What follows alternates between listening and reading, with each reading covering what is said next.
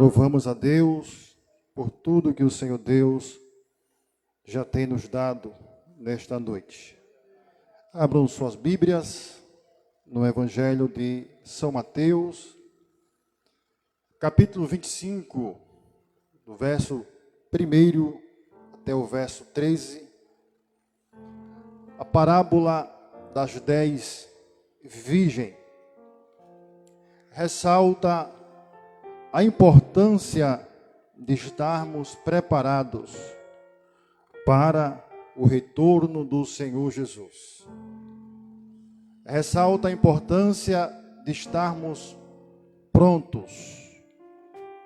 Ressalta a importância de estarmos ornamentados em qualquer circunstância para o retorno do nosso Senhor Jesus Cristo em glória. Quem está aguardando Jesus?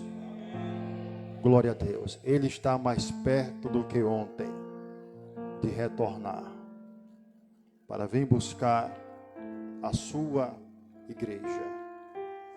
O momento da prestação de contas está se aproximando. E a leitura bíblica, ou a leitura oficial nesta noite, ela por si mesma já nos recomenda estarmos preparados. Porque o noivo já está a caminho com a sua comitiva para vir buscar a sua noiva e levar para os seus aposentos reais. Glória a Deus. Eu quero chamar a sua atenção nesta noite e pedir que os irmãos mantenham a Bíblia aberta no texto que o nosso irmão tem lido, o Pedro Erivaldo, no nome do Senhor Jesus. Então, meus irmãos, a parábola, ela fala acerca do casamento que era desenvolvido dentro da cultura judaica. E a história, ela nos diz que o cenário, o contexto da festividade de um casamento da época em que Jesus estava na terra era totalmente diferente do cenário ou do conteúdo do casamento dos dias atuais.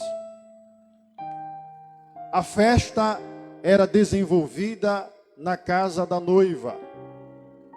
E a noiva estava toda ornamentada, ataviadas.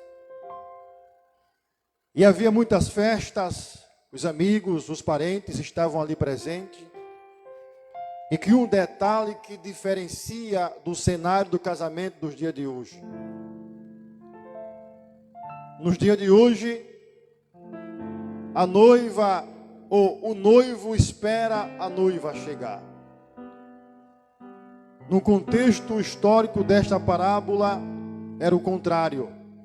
A noiva esperava o esposo chegar. E o noivo vinha com a sua comitiva da sua casa, caminhando a pé até a casa da noiva. Na frente, seus representantes. Atrás, seus convidados.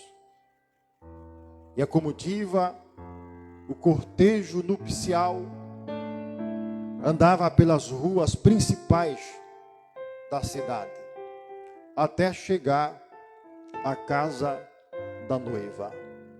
Chegando na casa da noiva, ele simplesmente pegava a sua noiva e fazia o mesmo trajeto em direção à sua casa, a casa do noivo.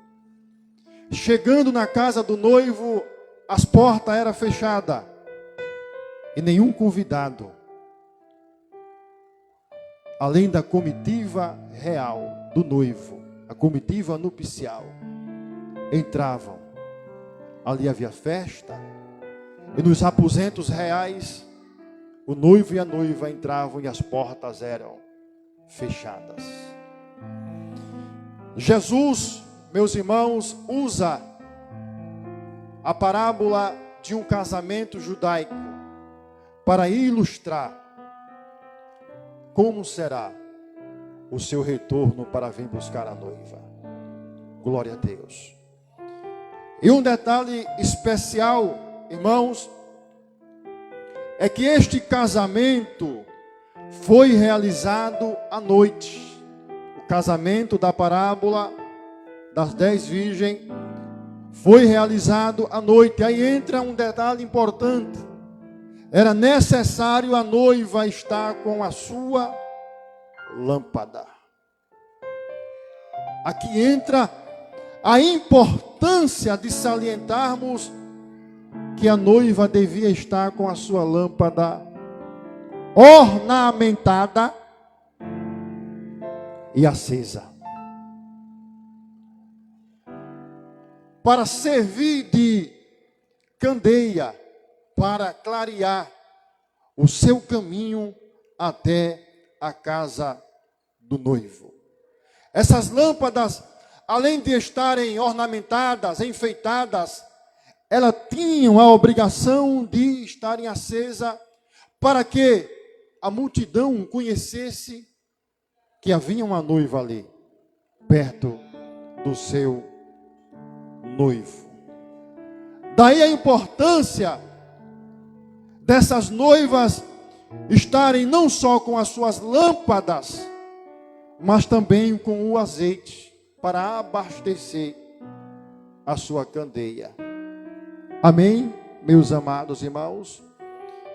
E o texto diz que eram 10 virgens, 5 delas eram prudentes e 5 delas eram loucas, eram nécias.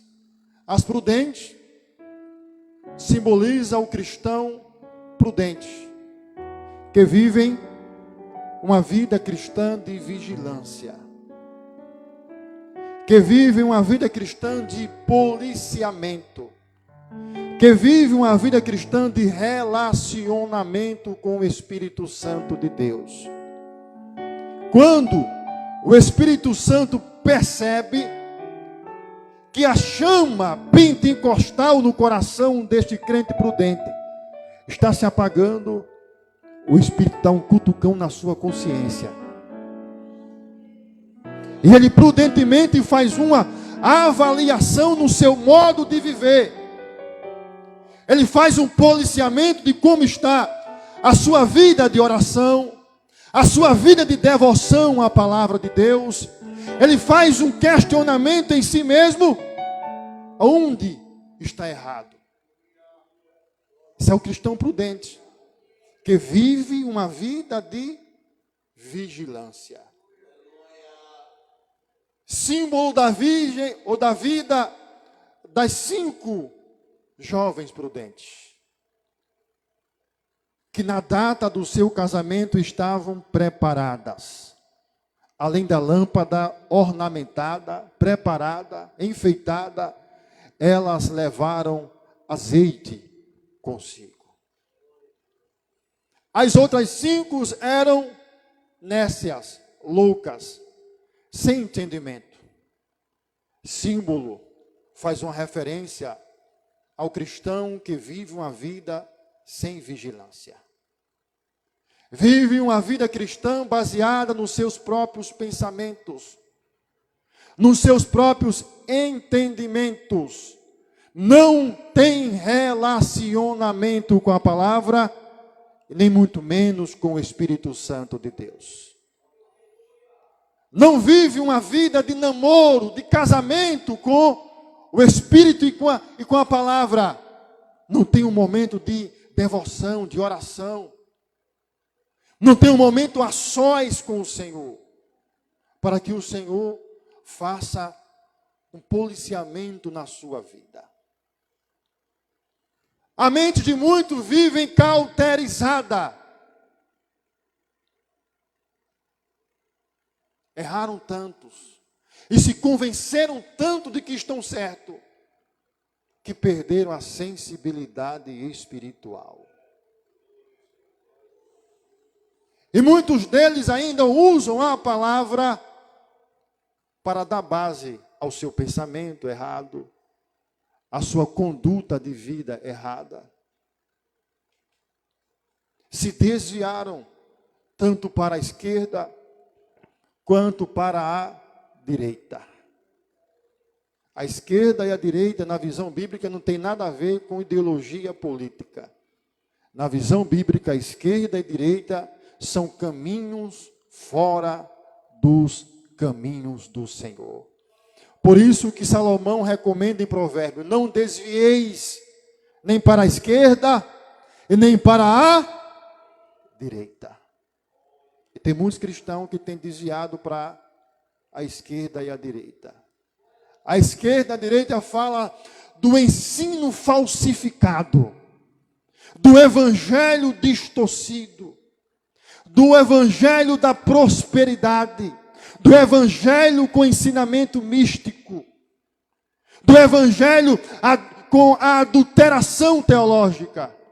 E tem muitos loucos que abriram o coração, ou a boca do seu coração, para abocanharem estes ensinamentos.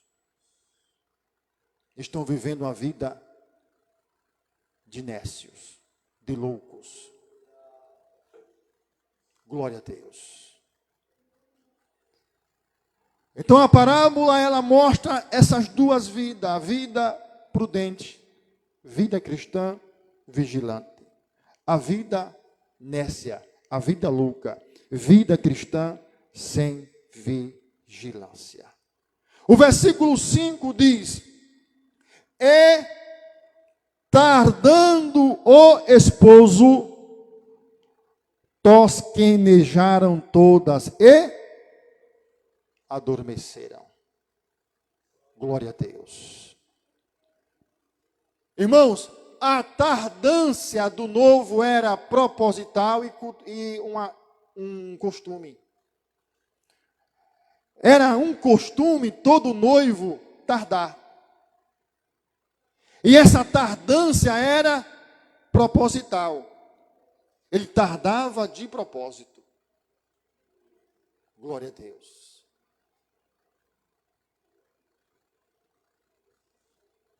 O noivo Jesus está tardando de forma proposital. Era um costume dos noivos, dos senhores, donos de propriedade, delegar serviços, fazer viagem e demorar muito para voltar. Os irmãos lembram da parábola dos 10 talentos? A um, o fazendeiro, o Senhor, deu 5. A outro, deu 2. E a outro, deu 1. E a Bíblia diz que depois de muito tempo, veio o Senhor para prestar conta. Depois de muito tempo. São Mateus, capítulo 25, versículo 19. E muito tempo depois, veio o Senhor daqueles servos e ajustou conta com eles. Eu quero chamar a sua atenção aqui para o perigo da tardância. É um perigo, irmãos, essa tardância. Por quê? Porque dentro deste período, os loucos vivem de forma desordenada. Os nécios vivem de forma despreparada. As virgens nécias viveram uma vida despreparada. Aquele momento de despreparação. Ele não vem nem tão cedo. Os servos da parábola dos talentos, alguns disseram: ele não vem agora.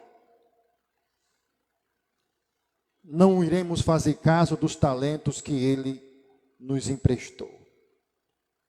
Esse período de tardança fazem os loucos se apagarem, fazem os nécios adormecerem. E tem muita gente no meio de nós adormecido. Existe muita gente no meio de nós que tosquenejaram, porque o Senhor está tardando. Mas o Senhor está dizendo nesta noite: eu estou tardando de forma proposital. Há um costume nessa tardância. O tempo de Deus é diferente do nosso tempo. O nosso tempo se denomina Cronos, um tempo delimitado pela hora do relógio.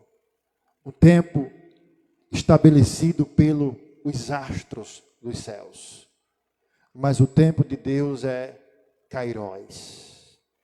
O tempo que Ele achar que é necessário. Glória a Deus. E existem muitos irmãos que adormeceram, que estão vivendo uma vida cristã apagadas. Irmão Marcelo, o que é viver uma vida cristã adormecida? É o seu pensamento só está inclinado para as coisas da terra. É você ser crente, cantar em um departamento, ocupar um cargo ministerial, e a sua mentalidade só está ligada na terra. Adormeceu. Se você só pensa em carro, se você só pensa em bens materiais, se você só pensa em se dar bem socialmente, você está adormecido.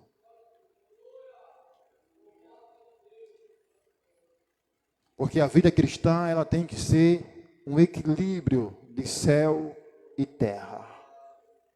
Lembra do investidor louco? O investidor louco só se preocupou em investir nas coisas da terra. Deus abençoou a sua propriedade, seus celeiros foram abastecidos, e ele começou a fazer projetos só humano. Vou destruir esses celeiros e vou construir outros maiores e vou armazenar tudo. Aí está o erro dele. Ele achava que toda a sua produtividade seria suficiente para intervir na sua alma, no seu espiritual. É o erro de muita gente. Se vivem dessa forma, sem ter tempo para orar, sem ter tempo para vir à igreja, sem ter tempo para consagrar, você adormeceu. Você está dormindo, você está apagado. Você é crente só nominal, mas está apagado. Colossenses, capítulo 3, versículo 1 ao versículo de número 4. Paulo diz: portanto, se já ressuscitastes com Cristo, buscai as coisas que são de cima. O crente prudente, o crente ressuscitado, o crente que nasceu de novo, ele sabe equilibrar a sua vida aqui na terra. Ele diz: eu preciso passar em um concurso, sim. Eu preciso ter uma formação universitária, sim. Eu preciso de um carro para desfrutar com a minha família, sim. Eu preciso de uma casa mobiliada, sim. Mas ele sabe que o seu investimento principal é as coisas lá de cima. Aleluia. Ele não vai permitir nada nessa terra faça um divórcio entre ele e o seu noivo.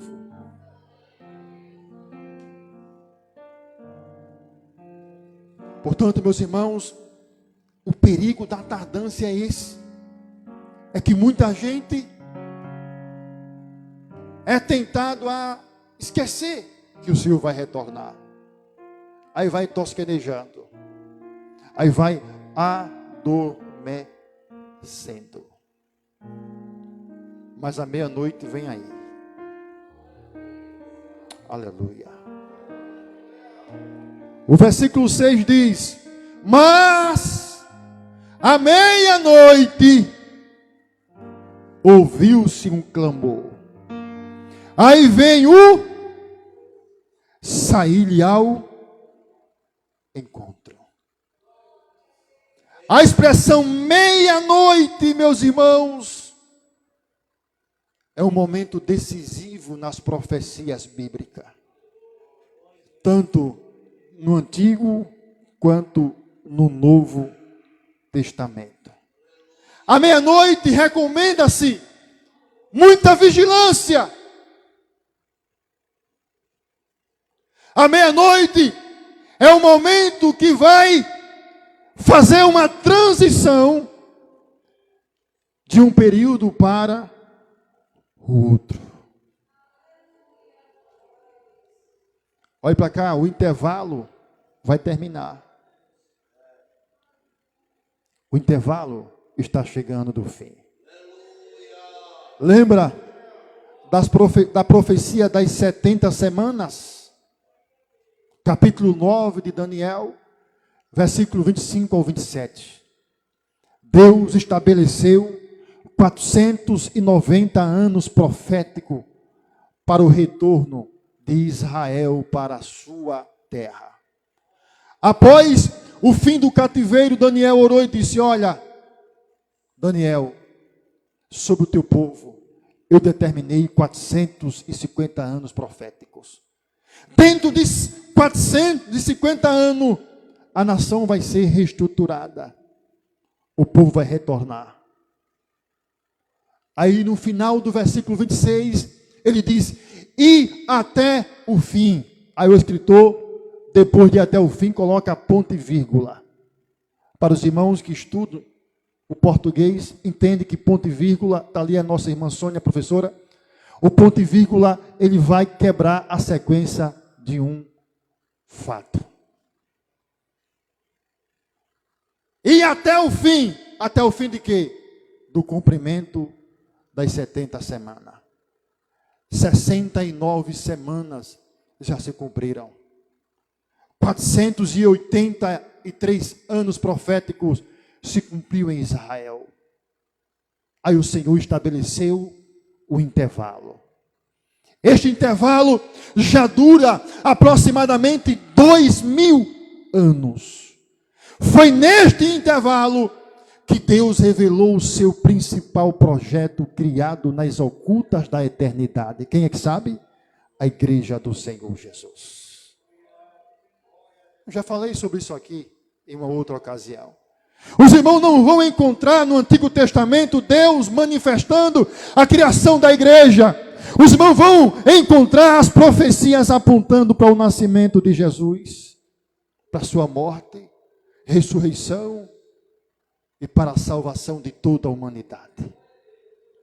Mas a igreja, Jesus ocultou dentro do seu coração. E nesses 2000 anos a igreja foi formada, foi aflorida, foi adornada, foi colocado lâmpadas em nossas vidas.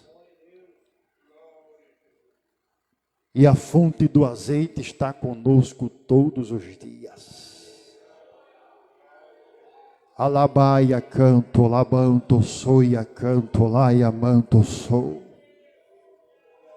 Aí vem o clamor. O clamor vai determinar o fim do intervalo e a sequência do cumprimento profético das 490 semanas proféticas. A última semana do anticristo. Os 7 anos já estão se aproximando.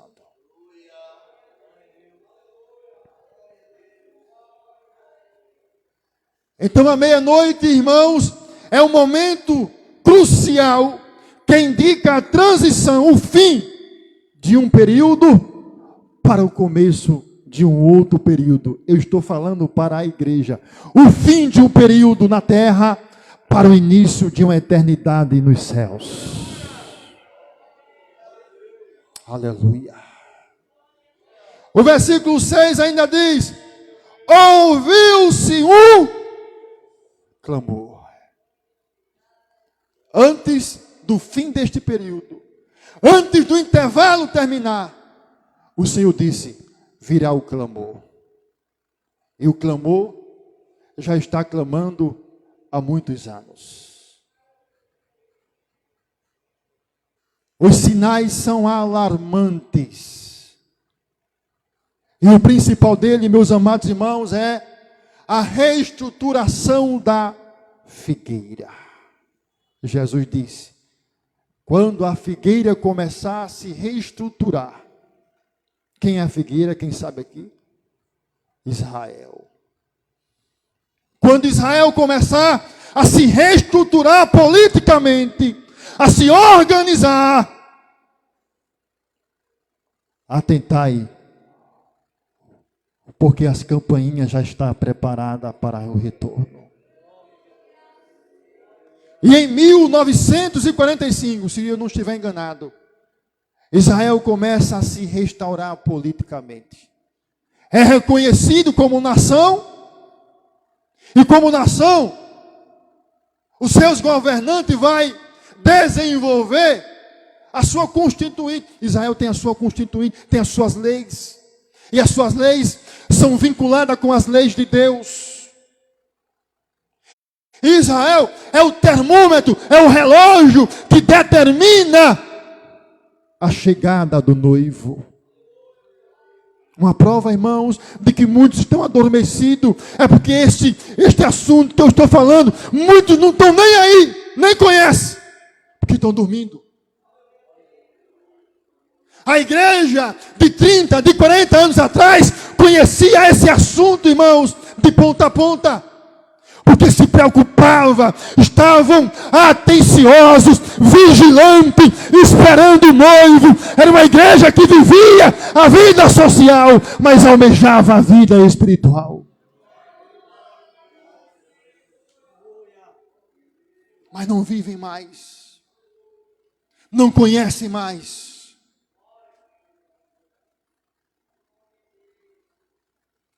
O clamor vem clamando. O tempo de Salomão está sendo preparado para ser erguido. Um outro pilar que o clamor vem, que a meia-noite vem, é a construção do templo de Salomão. Não é esse não, viu, que o bispo fez em São Paulo, não. Ali é só uma réplica. As profecias dizem que o anticristo, ele vai sentar no trono do templo de Salomão. É por isso que tem muitos crentes aí, bobão, que fica profetizando o fim, dizendo que essa vacina é o chip da besta. Falta de conhecimento. Que o anticristo já está reinando, falta de conhecimento.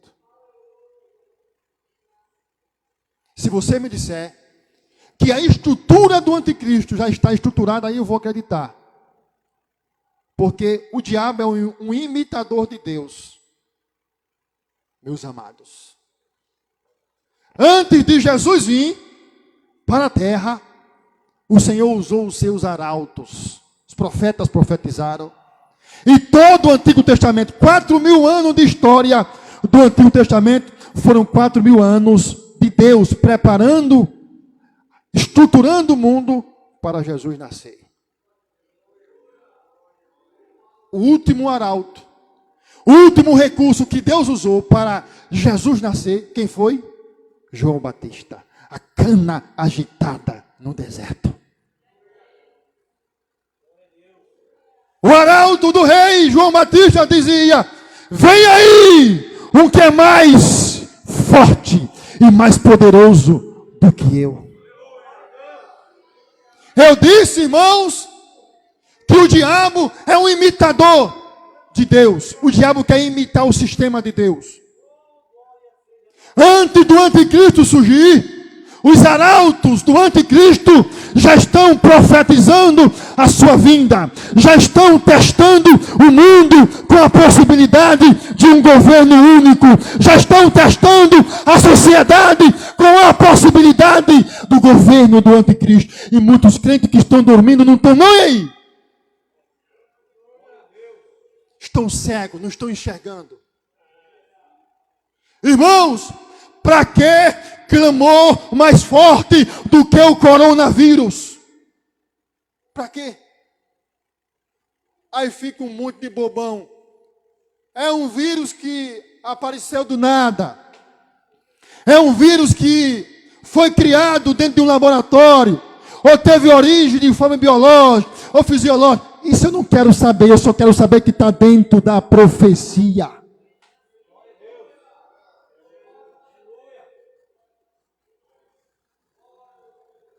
Quem está vivendo espiritualmente, quem está com suas lâmpadas ornamentadas, quem está com sua lâmpada carregada de azeite, está entendendo tudo.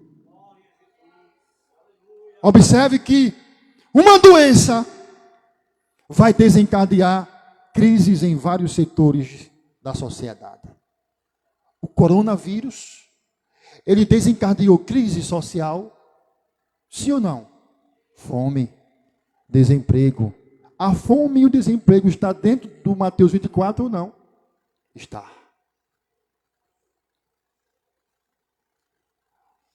O coronavírus desencadeou crise política mundial. A crise política está dentro do 24, não está? De São Mateus? Nação contra nação. A guerra da ideologia. A guerra do pensamento científico. Isso está certo, isso não está certo. É só analisar. O coronavírus desencadeou a crise econômica. Por incrível que pareça, o único país que não foi afetado economicamente foi a China. Mas até os Estados Unidos, a potência da economia mundial está sucumbindo. E para terminar este assunto, o coronavírus está causando a crise espiritual, a crise da religião na vida de muita gente. O corona está apagando a fé de muita gente. Ô irmão, eu nunca preguei contra o distanciamento social. E nunca preguei contra a prevenção. Seria até uma incoerência. Porque eu vivo dentro desta área. E eu sei da capacidade da miséria do vírus. Eu sempre fui contra dos fechamentos da igreja. Eu era a favor de fazer 10 cultos num dia, mas fechar a igreja não. Ainda mais quando eu percebo que os políticos usam o vírus para politizar. Para fazer política.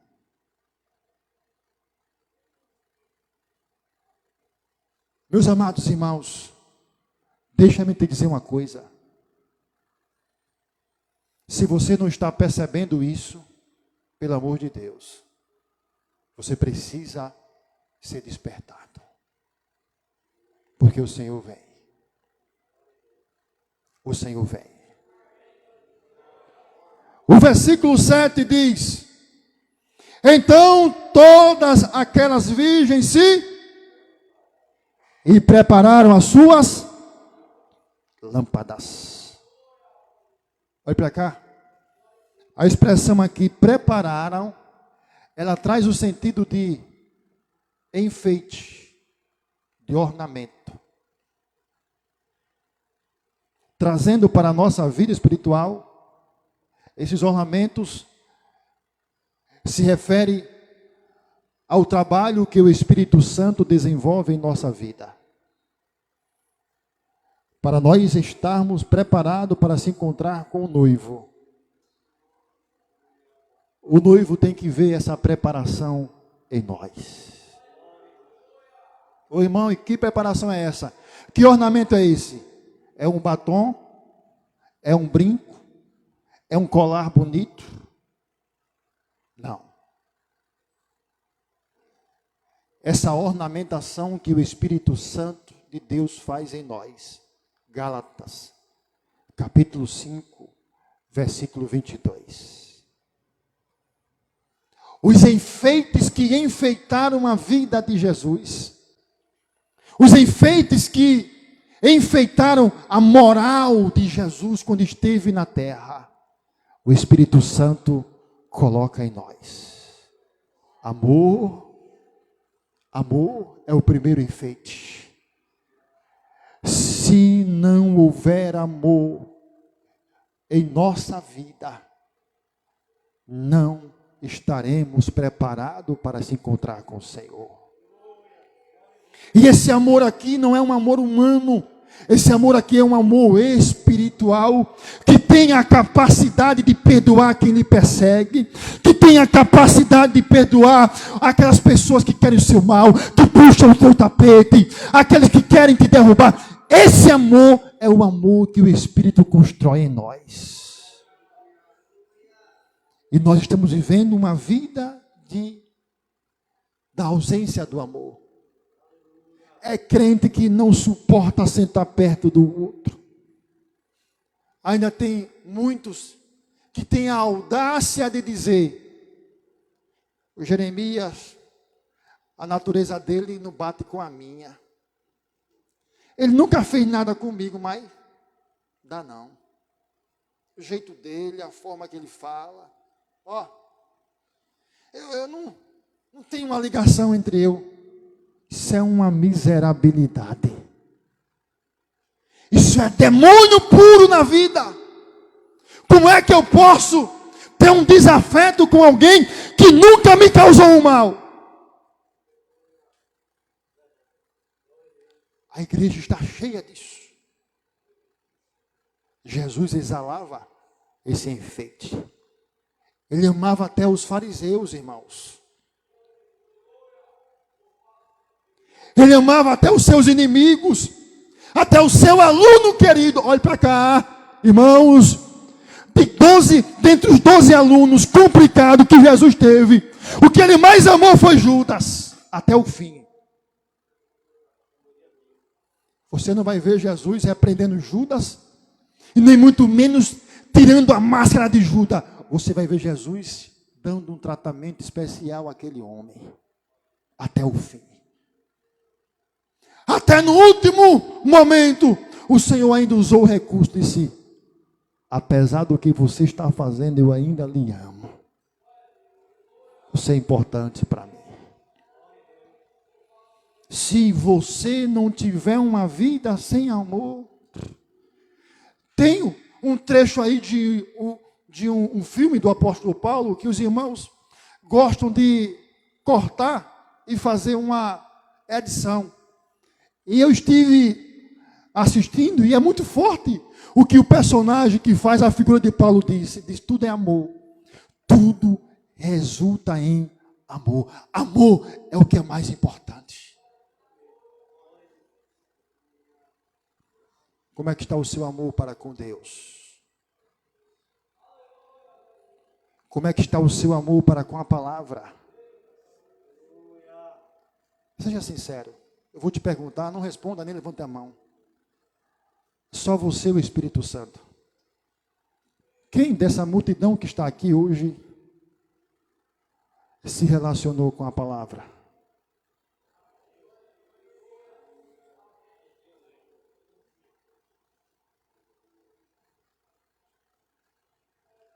Alguns já dormem com o celular de lado. Você trocar a fonte de vida pelo celular, você está dormindo.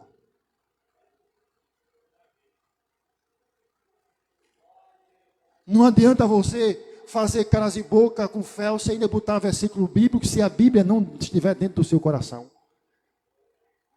Se ela não aparecer na sua boca, nas suas vestes e na sua vida.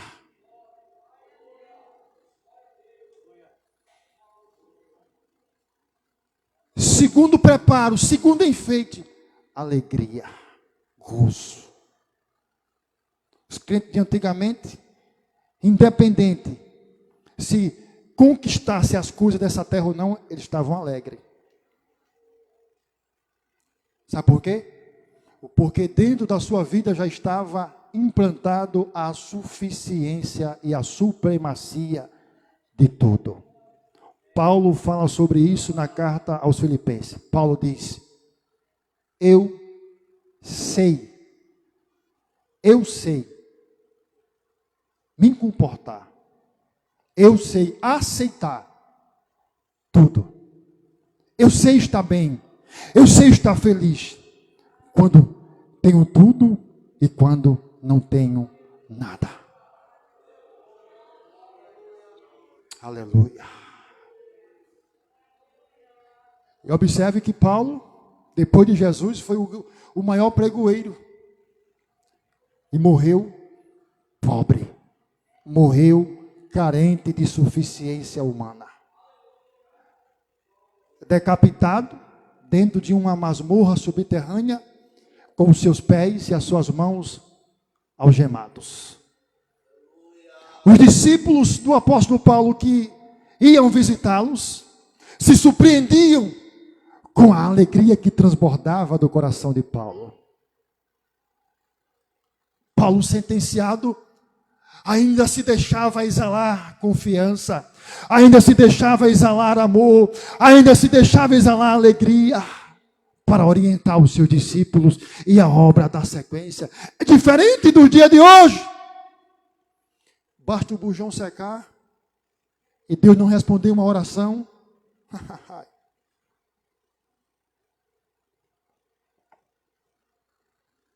Motivo para esfriar. Se nós não estivermos preparados, nós não iremos entrar no aposento celestial. Vou terminar porque já chegou a hora, meus irmãos. Prepararam suas lâmpadas, mas as virgens loucas foram preparar as suas lâmpadas ainda. Foram ornamentar as suas lâmpadas. Não haverá tempo de preparação. Bateram na porta.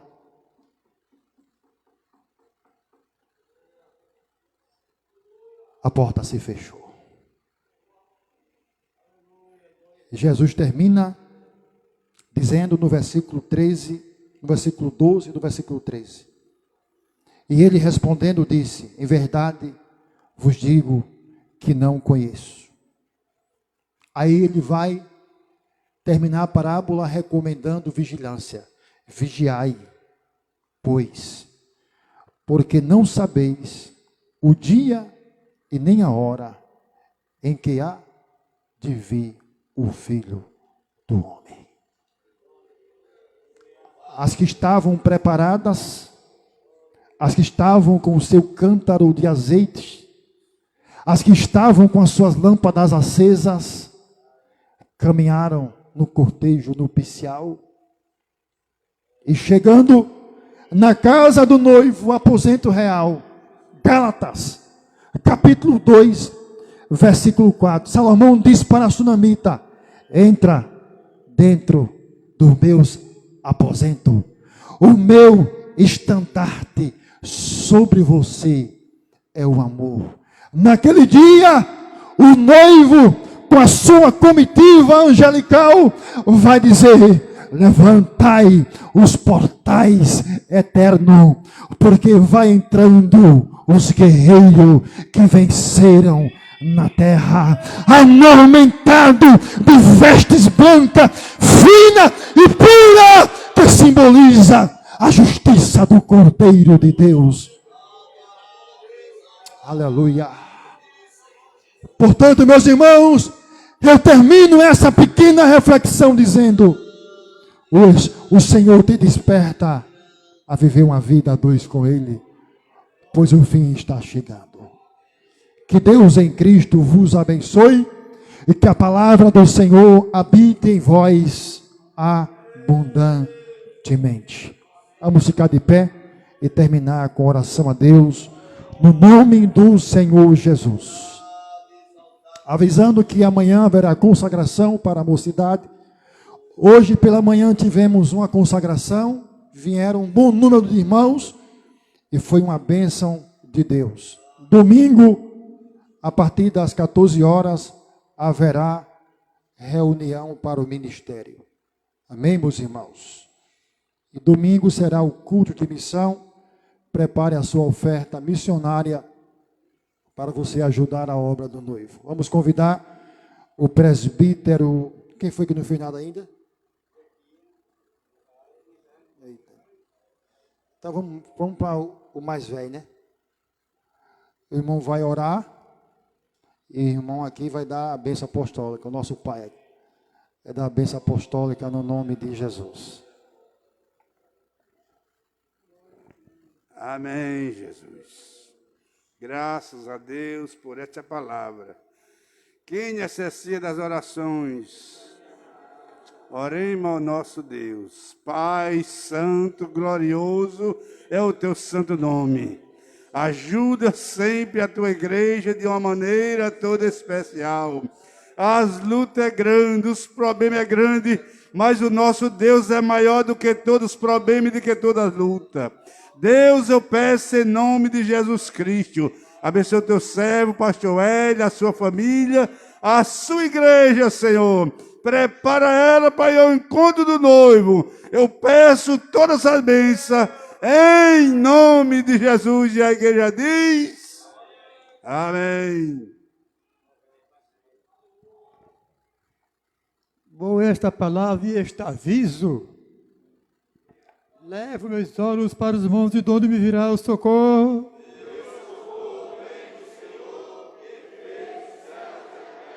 Ele abençoa a tua entrada e a tua saída.